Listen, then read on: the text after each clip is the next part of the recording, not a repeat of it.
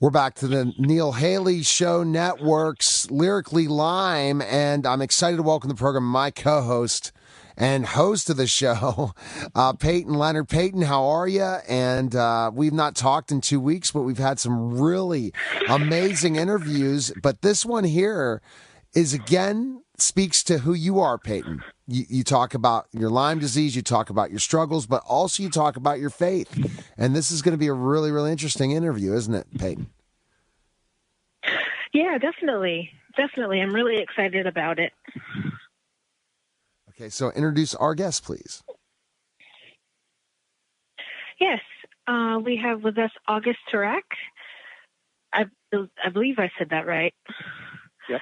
And he's a monk, and I am so excited to get to have you on my show. Thanks so much for joining us, August. But I have to start right out by saying I'm not a monk. He's not a monk. Oh, but I sorry. play one on TV. Why did I think you were a monk? Yeah, no, he's had a faith journey, right, August? But he's not a monk, no, or I don't think he'd be calling. But that's a good start, right? Sorry. No worries. No, he's going to tell us the story because I mean he learned a lot from monks, but he's not a monk. Right, August? You've learned a lot from him. I'm what's called a monastic guest from Mepkin Abbey Monastery outside of Charleston, South Carolina. I'm a monastic guest, but I've never been a monk. Yeah, but I don't think many monks call in on the show, except I had, this is a good story, August. I did have, at one point in time, I had somebody who was a different type of monk, not a monastic monk, but one from another religion on the show. He's a really popular monk that I forget which religion. I think he's Buddhist or something, that was on the Miami Book Fair. I can't remember his name, and it'll have to come to me in a second, August. But all right, go ahead, Peyton, with the first question. That's why we lead these questions down the alley to August. But August's background, and we were talking off air, he started out in MTV. So he's really had a spiritual journey and a different type of journey in his life. But go ahead, Peyton, with the first question. Yeah, so August, tell us about your life before you found your faith. Well, I actually grew up as a Catholic in Pittsburgh, Pennsylvania, and I was just talking to Neil about that. And I actually went away to prep school when I was 14 years old, and I think that was a real mind-blowing experience for me. I went from being a kind of a big fish in a small pond in Pittsburgh to being a small fish in a big pond when I went away to prep school with the kind of people that I was hanging with. And so then when I was in the University of Pittsburgh, I came back home to go to college, and that's when I got really, really profoundly interested in the major questions of life. You know, what is the purpose of life? What am I here for? What's the life well lived? How can I live a life without regrets? And actually, I dropped out of college to spend 5 years studying as a Zen Buddhism under Zen master. And came back and graduated from college in 1978. And I mentioned to you that I lived in Maryland because what I did along my road there, when I was a seeker traveling around the country, I actually had a truck and tools, and I used to lay carpet for a living and look for wise men. And one of the men I met was a guy named Louis R. Mobley, who was the founder of the IBM Executive School in 1956, and he ran it to 1966. And it was a strange story about how I encountered him. And he invited me out to his house, which was out in Clarksville, Maryland. And he had a big estate out there. He had retired from IBM, and I eventually became his protege and moved into his house with him and his family to study one-on-one under him. Wow. Yeah. Now, August, let's kind of jump into specifically, you were talking about your faith as a Catholic, but you kind of went outside the box away from that faith. What was the reason to kind of look at different spiritualities in your life, especially at a certain time when you were in your 20s, right? If I'm correct? Right. What I got very interested in is mysticism. I got very interested in the idea of some kind of a experience or an encounter or something like that would rid me of my doubts that I had all kinds of doubts about my faith and about life in general. There was times when I flirted with atheism and all these different questions and problems. I saw life, Zen to find that I saw life as as a big question that was asking me, and so I really got interested in self-knowledge. So the idea that the best way to find the truth and find the answers to the questions was self-knowledge, and self-knowledge was common to all the religions.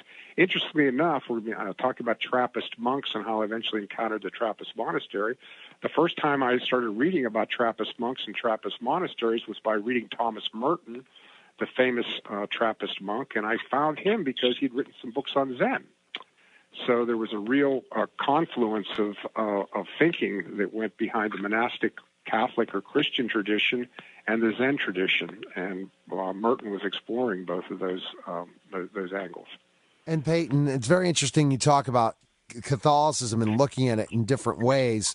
There are definite forms of how we practice Catholicism, especially when you look at specifically meditation and different things that are involved. That some Catholics practice a lot of meditation and daily prayer and throughout the day prayer at different times, but other Catholics don't even understand some of the mystic parts of this, and where August kind of explored different areas. But go ahead with the next question, Peyton. I was kind of educating our audience because I do know a lot about this, and specifically enough, a lot of people love Catholicism and once they get to learn how mystical it is. August, right? And I want to let Peyton ask the next question, but I kind of wanted to add. I couldn't agree with you more.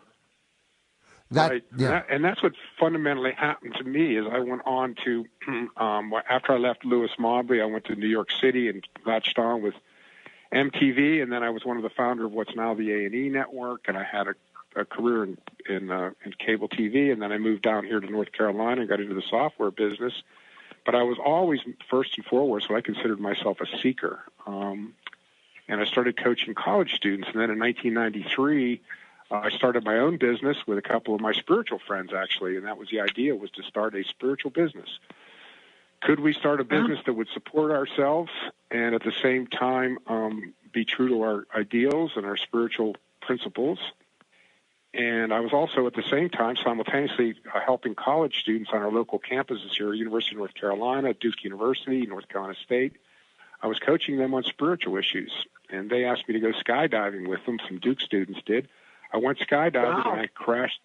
Yeah, and I had a terrible accident and smashed my ankle and ended up in the hospital and started having these.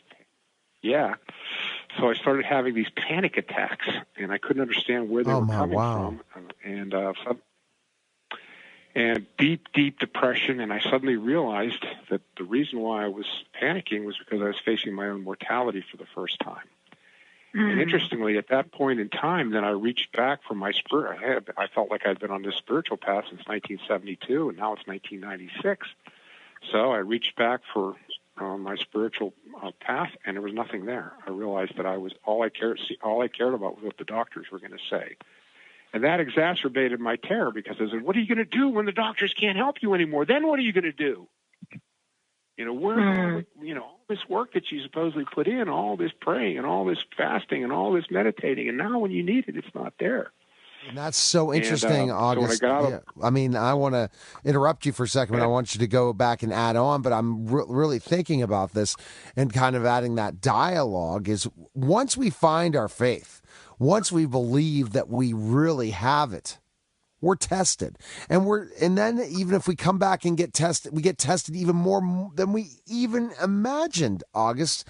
And it sounds like you were on that spiritual path and then bam, you took a dive. Absolutely. Especially in retrospect, Kierkegaard said the problem with life is it must be lived forward and only understood backward. And now when I look backward, I see exactly what you're saying.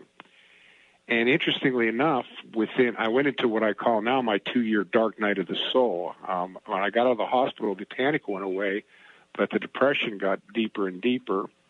And just then I got a telephone call from another one of my students, and he said, I was at my office, I was the CEO of my company at the time, and he said, I'm spending this summer at a Trappist monastery called Mepkin Abbey, and I am here as a monastic guest, which means I get up at 3 o'clock in the morning with the monks, and I go to church 8 times a day with the monks, and I work in the monastery's farm with the monks, and I'm spending the whole summer here. And I just suddenly blurted out, I want to come.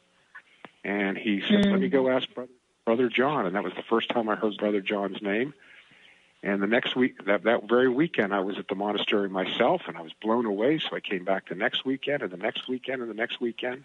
And then I applied for monastic guest status myself, and I went down in this Christmas of 1996 to spend 3 weeks living with the monks myself. And that's when I had the encounter on Christmas Eve with Brother John and his magical umbrella that led to my book, Brother John, the Monk, a Pilgrim, and the Purpose of Life. Wow. Go ahead, Peyton. I would just start asking him questions because, as you see, he's not had this easy journey in life. Just like Peyton has not had a very easy journey in life. Just to give you a little background, August, on Peyton.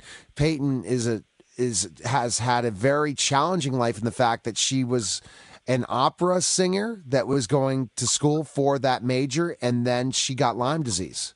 And she's gone through some serious struggles, but she's still in music. She wrote a book, and she is in that journey of understanding specifically how to overcome. And you had some depression as well, Peyton, right?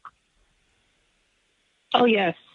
I was recently, when I first came back from JMU, James Madison University, I was diagnosed with recurrent depression that January of 2014.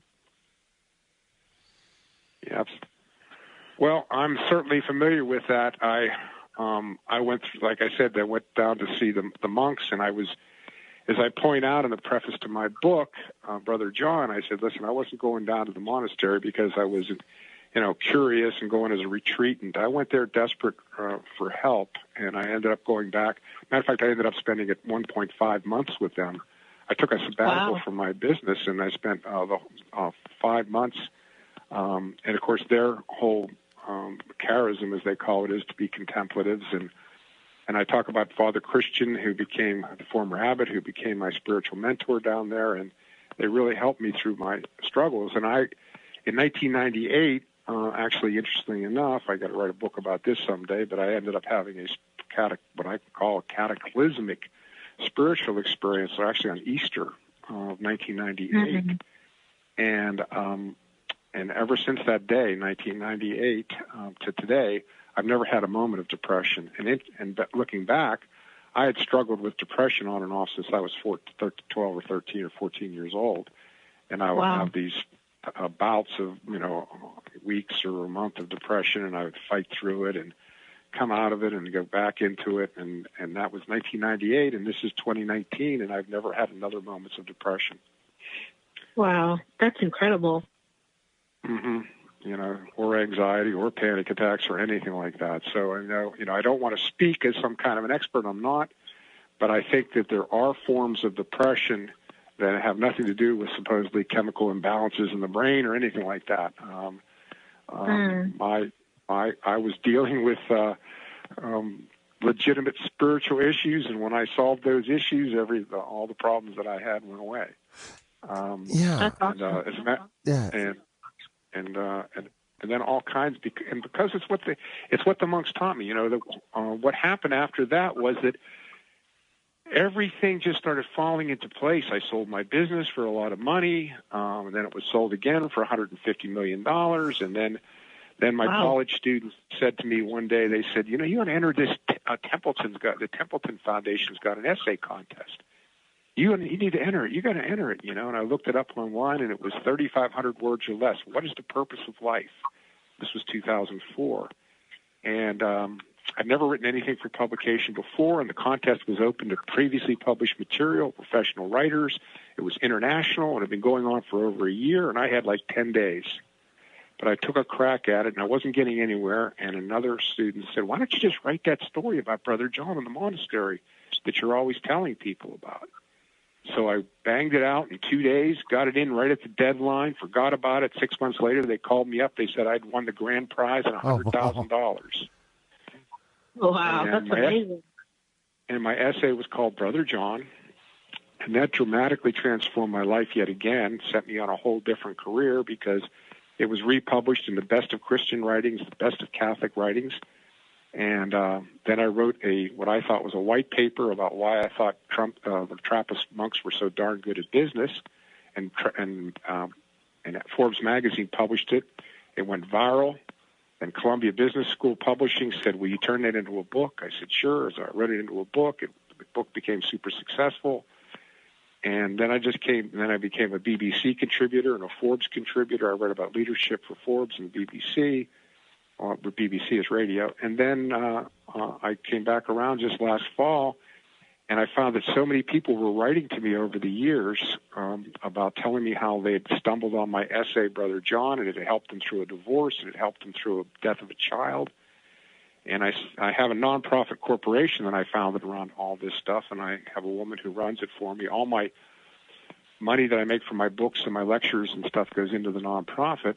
And I said to her, I got a candle under a bushel basket. If it's helping a few people, we got to figure out a way to help a lot of people. So we decided to publish Brother John, the essay that won the Templeton Prize, and make it into a book.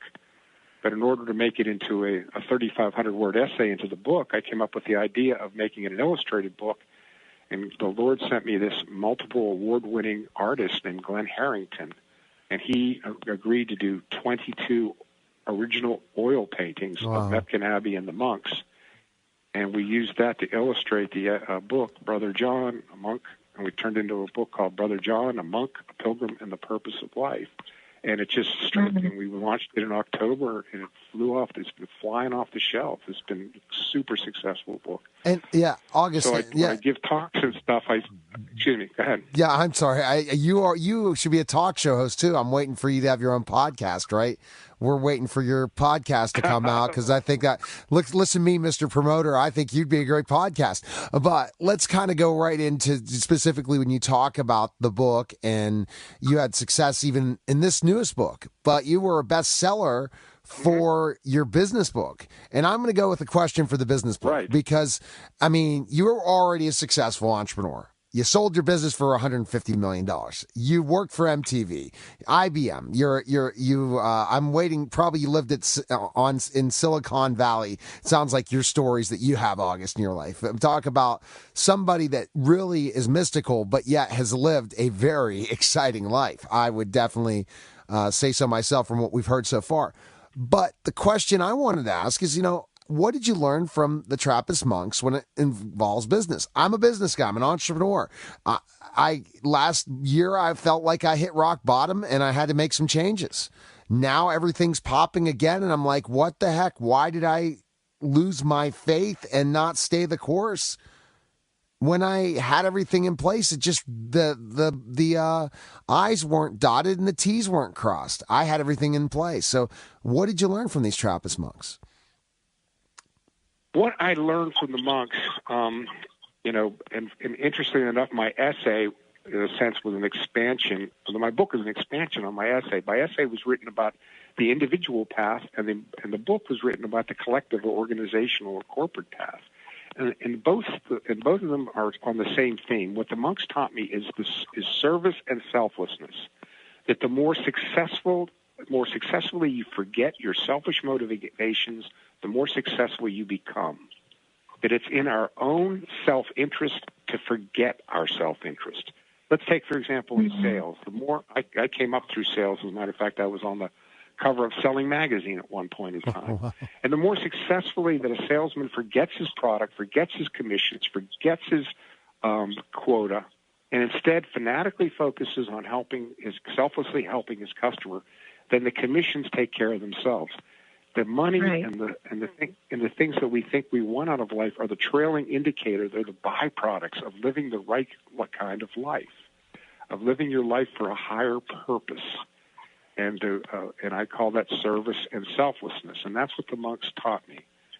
And the other thing that the monks taught me is that we're all longing for a transformational experience. We're all longing for what I call, instead of a change of mind, because the best I can do talking to you on the phone tonight on the show is to hopefully change a few minds about things. But the real change is a change of heart.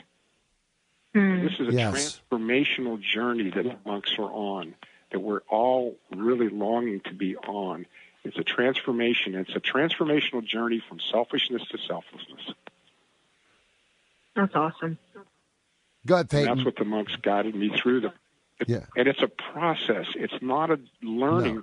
It's not a learning process. It's a becoming process. Mm-hmm. An acorn doesn't learn how to be an oak. An acorn becomes an oak.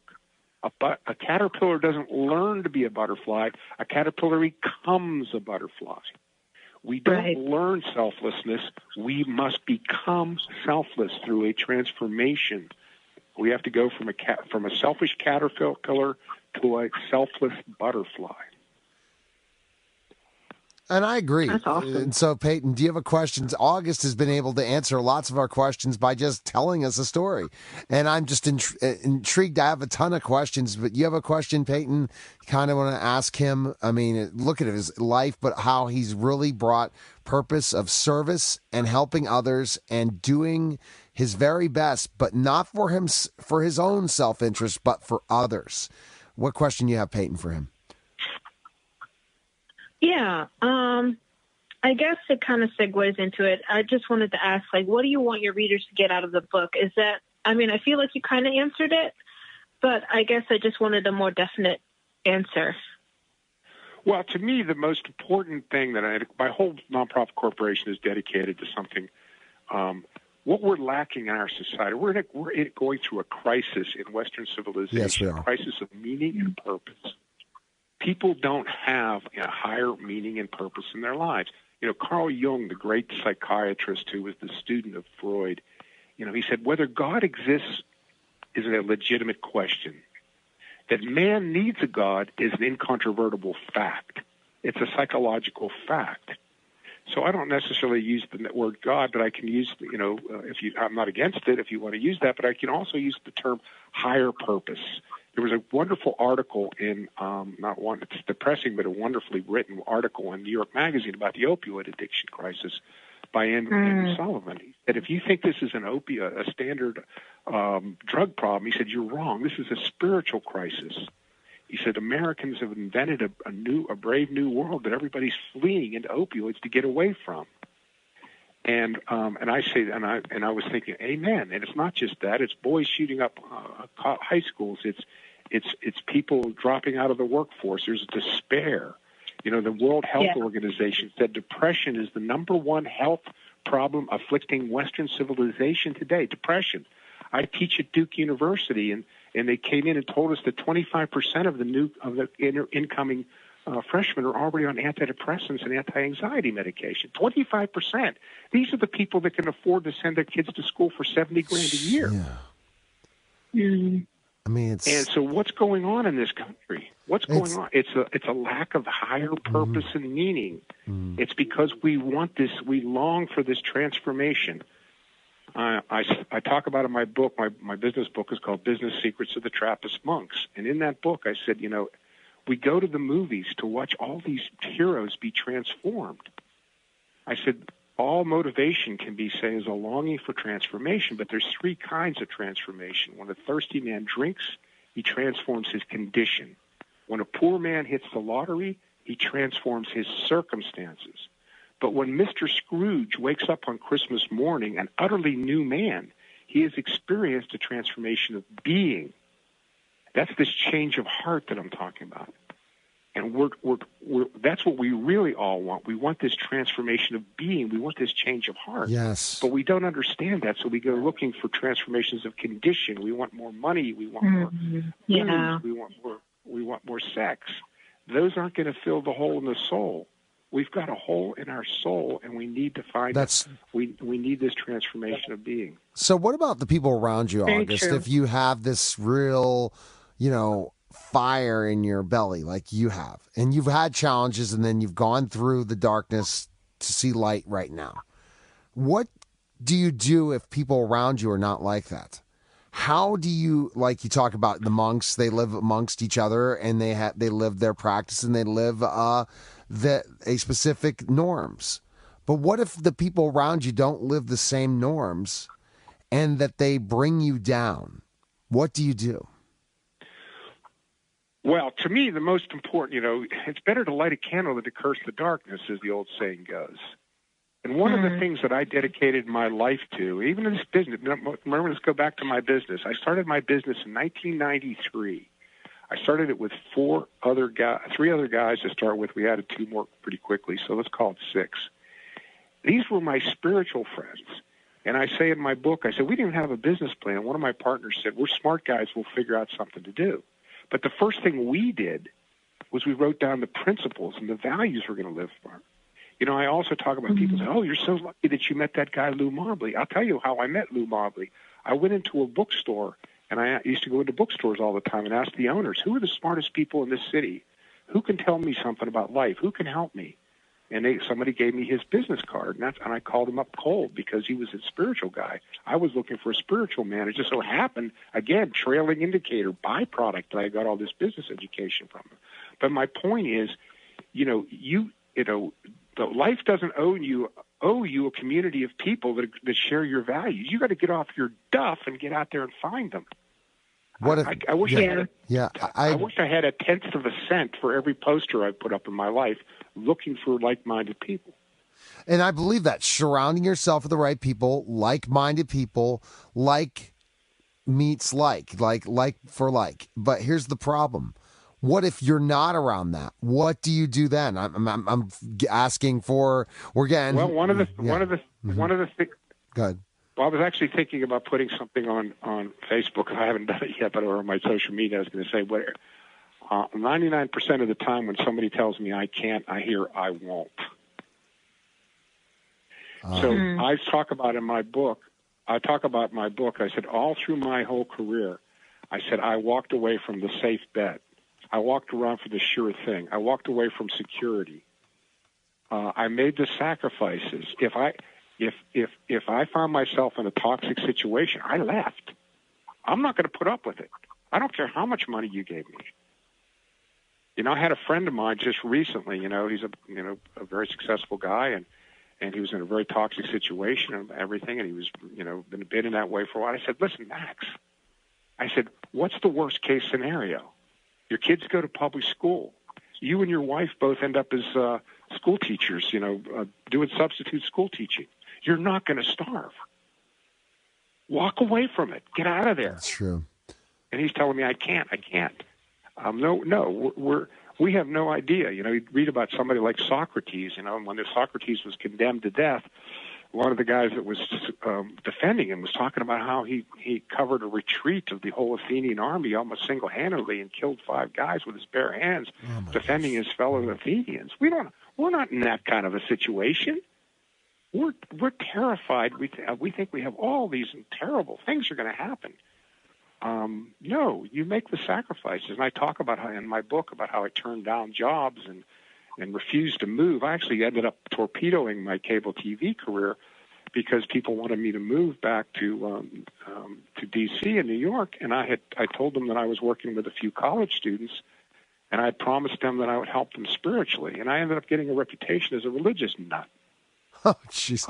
You pay the price. You do. You pay the price. Now, Peyton has a final question regarding struggle and challenges. Go ahead, Peyton. You've heard a lot of what August's life's been about, but what question do you want to add with a challenge question for him at the end?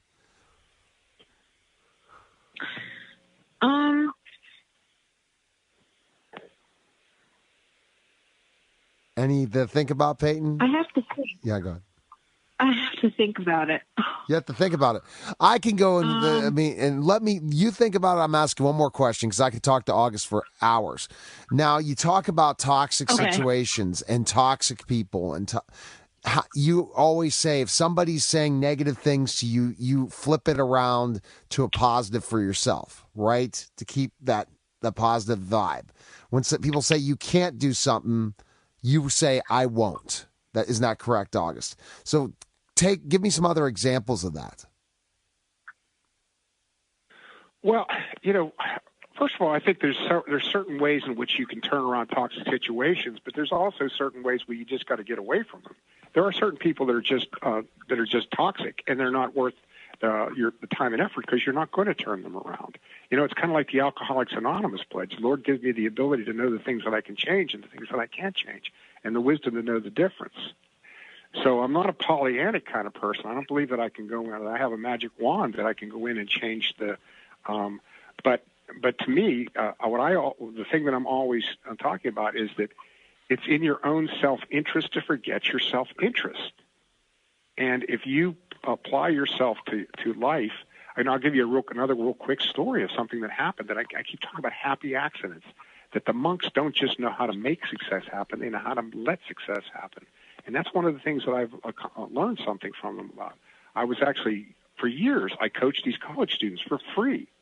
And it was a pain in the neck. College students are oftentimes a pain in the neck. And it was very rewarding, but also a pain in the neck. And some of my college students from Duke ended up going to New York City, and they started a company. And in 2009, they asked me to help them. And I went up there, and they were all in one little room, and they said they couldn't pay me, and I said, that's all right. And they said, we'll just give you stock. And I said, okay, fine. And they gave me a bunch of stock. And I worked for about 4 months, and I came home, and I thought, well, I think they're smart kids, and I think they'll probably do something, but I don't know if the stock will be worth anything. 2 years ago, they went public for $2 billion. My stock's worth millions of dollars. All because I was willing to go all the way to New York and work for nothing, just to help, just to be of service, never thinking that it would ever turn into anything that would come back to me. All those years that I was coaching those college people would say to me, what are you doing that for? You're not even on the faculty. You don't even get paid. What are you doing? The kids don't even appreciate my time. You do it anyway. And and then you find out, just like the book of Job, that in strange, bizarre ways, happy accidents, they all comes back to you 10,000 times over in ways you never could have imagined. And most importantly, it ends up as you change, it comes back to you in ways that you appreciate, that aren't the kinds of things you thought you want, like monetary value or power. It comes back in the form of love. Well, very profound, August. Best place we could find information on you, purchase your book, and learn more about you. Where can we go? Well, first of all, the names of my books are Business Secrets of the Trappist Monks, and the other one is Brother John, a Monk, a Pilgrim, and the Purpose of Life. And you can read about me and find out more about all this stuff you can go to Forbes.com, and there's a lot of articles that I've written about a lot of these issues. And then you can come to my website, www.augustturak. That's August like the month, Turak, T as in Tom, URAK, that's one word, augustturak.com. All right, August, thanks for calling. I appreciate it. And Peyton, do you have a last question you want to ask August, or anything you want to add? I do. Yeah, go ahead. I did. I just wanted to say thank you so much. I gleaned a lot from what you said. It does take kind of losing yourself to be able to help others, to be able to get. It's kind of funny how it is. It reminds me of like when Jesus says, like, whoever follows me must deny themselves, and like he calls us to live a life to the full. And it's a sense of like giving yourself out and pouring yourself out. And I guess I just appreciate how you were saying it's in our self-interest to like lose our self-interest. I don't think I'll ever forget that. It was just so profound. Real quick, I just wanted to ask you, what do you most want to be remembered for, or be remembered by? That I did some good. That I was a good person. That I tried my best to be a good person. That's all. That's awesome. I'm a history freak, so I'm not going to be remembered for, most kids today don't even know who John Kennedy was. They're going to know who I was. No, I just want to be remembered that I did my best and I was a good person. That's all. Oh, wow. That's awesome. So that was a great question, Peyton. I'm glad I went and got a little bit more out of August. And August, are you still running businesses right now, or are you more into the nonprofit? No, I'm hands down in this whole idea of trying to bring meaning and purpose to a world that is increasingly, seems for so many people, increasingly bereft of meaning and purpose. I'm going to South America next week. I'm going on a lecture tour of Chile and Peru. And then I just did a call today because I'll be back for about a week, and then I'm going to Scandinavia. So I'm going to go to Norway and Sweden and Russia and Israel speaking about all this stuff. Oh, wow. Okay. Impressive. So, I'm also helping the Catholic University, the Bush School of Business, to build these ideas of service and selflessness and the transformational journey into their business school program up there. And, well, you need to meet, and you'll laugh at me on this last point, and you don't have to comment.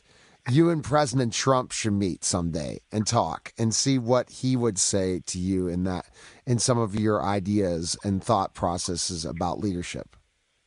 I think it would be an interesting conversation. I don't know. We'd have I don't know. He's. I'm a little. I try to be a little more unassuming than he is. Who knows? You never know. You never know. You might get his ear someday. It's very great. You're very profound. You're very interesting. We want to get you out to the everywhere because, I mean, I'm very impressed by you, and I wish you your mission to continue that mission and keep moving forward, August. Thanks for calling. Thank you so much. I really appreciate it. It was a lot of fun, guys. All right, take care. Thanks again. Thank you, August. All right, bye-bye. Bye-bye. You're listening to Lyrically Lime. Take care, guys. We're back to the Neil Haley Show on the Total Celebrity segment, and I am excited about this opportunity to get to interview, again, somebody that's going to be a great role model for kids now, as young girls have always looked up to this character. So I'm excited to welcome to the program Sophia Lillis of Nancy Drew and the Hidden Staircase. Sophia, thanks for calling, and you got to be really excited about the movie coming out Friday, aren't you? I am really excited. I can't wait for it to come out. You know, I'm going to talk about two of your projects before that have done very well. Sharp Objects from HBO, and then also talk about specifically your characters, and then also It.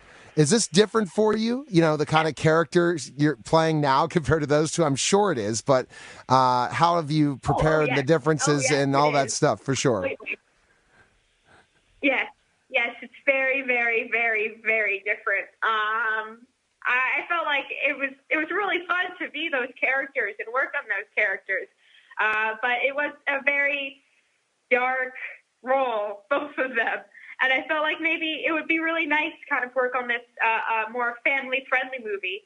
So, because some kids came up to me and said, it seems like such a great movie, but I'm not allowed to watch it because it's so, adult and dark. And this time, these kids can watch this movie with their family and with their friends without having to feel like they're not ready for it. And I think it's great to get this role. I mean, this has got to be so huge for your career. We talk about those other two breakout roles, Sophia, but to be chosen to be Nancy Drew. I mean, this must be such an awesome time for you. It is. I mean, it was a little stressful, because it's, the Nancy Drew. It was, she's such an iconic role. People love her, and hopefully I did her justice. When you talk about all the women that are successful that have grown up, and women together that have grown up reading Nancy Drew, this has got to be just like you said. I mean, so many people have saw this as such a great role model and have read the books and just love it. So, Sophia, again, you already have a celebrity status from your other things, but just imagine this and how you're going to be such a great role model for young girls, for sure. Yeah, I know. It's kind of weird to think about, but yeah. And with the essence of social media and stuff, it's really cool, right? You get to connect with your fans in different ways and have conversations. It's just going to be such a cool experience for you. Getting used to the whole social media bombardment from the other two shows to this, it's like, wow, right? And just to offer advice and be there for people. I don't really do social media that much. I'm not really good at it. I'm not really tech savvy. I think that's the term you use. I get a lot of help from my family with that specifically. My brother, too. Everybody knows that my brother actually is the one who helps me with putting up stuff. And photos and talk to people. And yeah, it's kind of hard, actually. I never knew how hard social media was until I started acting. And yeah, it's a lot. Well, just imagine one event is one thing. As I do social media and branding as one of my professions, I'll go and, take some shots of celebrities and then do it live in an event. And it's so much work. It's craziness. But then if you go ahead and, on a regular basis to stay consistent, so that's great. You have a team. You got to have a team, Sophia, for sure. Let's talk about Nancy Drew for people, that are going to be first introduced to Nancy Drew or try to introduce their kids to Nancy Drew. How's this modern Nancy Drew character compared to the books and older films of her? She's a very headstrong, independent character. She just loves solving mysteries and does nothing else. She just loves doing it and bringing her friends into the mix and just helping people. That's kind of her thing. And she's very, very independent. That's the first thing you see. You see how she kind of does a lot of things on her own without anybody else's consent. She just does it on a whim because she just loves it. And it's a little different from the books, whereas in the movie you can really see the origin story of her and how you kind of see her relationship with her dad and her friends. You see that in the book, but you don't really go into depth into it. It kind of makes her more a real person that you can kids can really look up to and say hey, that she kind of reminds me of me, and I could be Nancy Drew, and you can really sense that in this movie. And I think that's so important. I think that's so important that every child, regardless, thinks they can do whatever they can do the very best they can do. And role models saying, if Nancy Drew can do it, I'm going to try this. And just think about investigation, Sophia. This is something where it's trial and error. When you investigate things and try to figure out crimes or figure out mysteries, it's not, I figured it out in 2 seconds. So kids learn that they can make mistakes, learn that they have to learn through their mistakes to get the final clue or answer. And that's what Nancy Drew teaches, for sure. She does, yes. I learned a lot from her, actually. Kind of how she goes through discovering mysteries is kind of how you act. I mean, there's a lot of times where you get rejected. I mean, it's kind of the whole process into getting roles is there. It's basically trial and error. They will be looking for something different. You can do really well, or you can mess up on auditions. And really, honestly, all you can really do is move forward, and there will be an opportunity for you that will work. And I learned that, and she kind of shows that to kids. Oh, she definitely does, and it's such a great thing, and I can't wait. I have 3 girls of my own. I have 5 kids, but I have 3 girls of my own, and I definitely want to introduce them to Nancy Drew, and I think that's the thing. It's family-friendly. We need to have these things continue to live, because at times, if we're not going to have family films that everyone can watch, you aren't going to learn that theme, that lesson that still needs to be out there. And you brought up the theme of never giving up, keep trying. That's Nancy Drew. You don't see her just give up, right? She always is persevering through her challenges. Yeah, you worded that really well. Congrats. I'm a former teacher, so I know how to word things very well, and I know how to. And by the way, Sophia, how old are you? By the way, I am 17. 17 as of this month. Okay. Last month. And so, are you homeschooled right now, or are you still in school sometimes? Are you homeschooled? No, I go to school. I'm not there often, but I go there. That's awesome. I mean, it's a situation. And what do you think when you go back to school, what they say? Wow. Again, right? Every time you have another opportunity, right? They're like, what are you doing now, Sophia? How do you keep yourself down to earth? But you seem so down to earth for sure. Oh, thank you. cute. No, that's just my personality, I suppose. That's just how I am. I don't really think of myself as this big person. I'm just trying to, do things. I'm just trying to survive this, kind of be in this, this job. And I love this job, and I never really thought of it as like this humongous thing. I just still kind of getting by, Okay, so how is Sophia the same as Nancy Drew, and how is she different? That's the final question before. Yeah, I love Nancy Drew. I kind of really do look up to Nancy Drew. I'm not really as kind of headstrong as her. She kind of does things without caring what other people think, and that's a characteristic that I really wish to have. I do care what other people think. I really wish I didn't, but I guess it's just human to do that. But she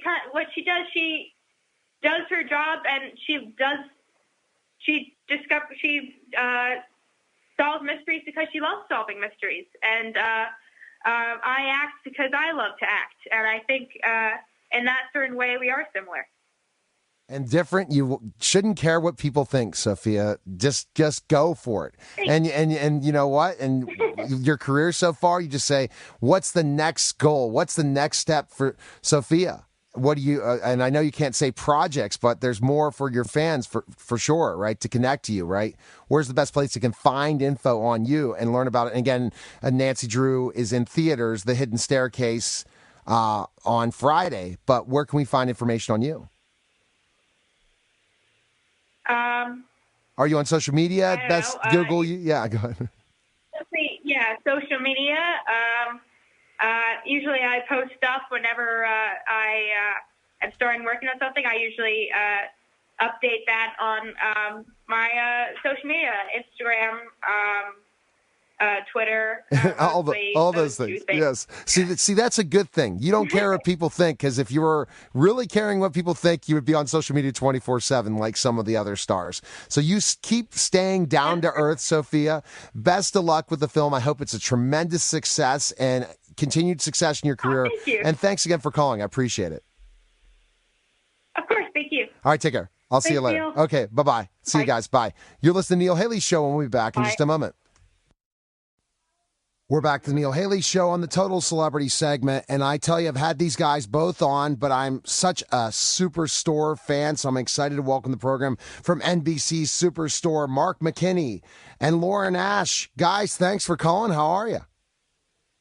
Hey, thanks for having us. How are you doing? I'm doing fantastic, and I tell you what, Mark, I just crack up all the time watching your show, and I think that you've given the word Superstore a huge following. Anyone that walks into a Walmart, any type of superstore, they think about you guys a lot now, Mark, and that's got to feel really good. Yeah, it does. I mean, it's a special kind of recognition when people who actually work in the environment that we're pretending to portray tell us that we got it right and appreciate the comedy attack on it, if that's the right word. Yeah. Yeah, but, it does have some downsides. Lauren can't go shopping anymore, pretty much, in Walmart or a Costco. A lot of the employees are afraid of me when they see me come in. They think that I'm really Dina. And then the customers, yeah, I mean, listen, I keep talking about how, like, over the past couple years, it's gotten kooky. There's a lot of love for Dina out there. So, yeah, a lot of visibility, I'll say that. And that's great. And Mark, I guess you'll get recognized more because of how much get up you have to do. So if you would walk in the Superstore dressed like Glenn, then you would be recognized. But other people would probably recognize you from Kids in the Hall or something else if you were walking into a Walmart or Sam's Club or whatever, right? Yeah, it happens a bit, but because my real voice sounds nothing like Glenn, and I wear glasses, and my hair is about 3 inches shorter, it's not piled up in some Baptist glory cathedral the way it is, that I can kind of like slip around anonymously. I can still go shopping. So I'm making a little extra money on the side by going shopping for Lauren. Yeah, She can't go anymore. He's really good. And Mark, did you and Lauren know each other before the show, especially with your roots and stuff in comedy? Did you guys know each other before this show?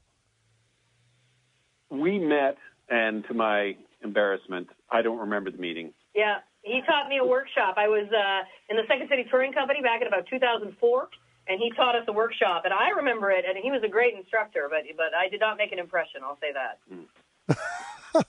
So Mark's pretty stern. So Mark's not that happy-go-lucky Glenn, Lauren, when he's teaching.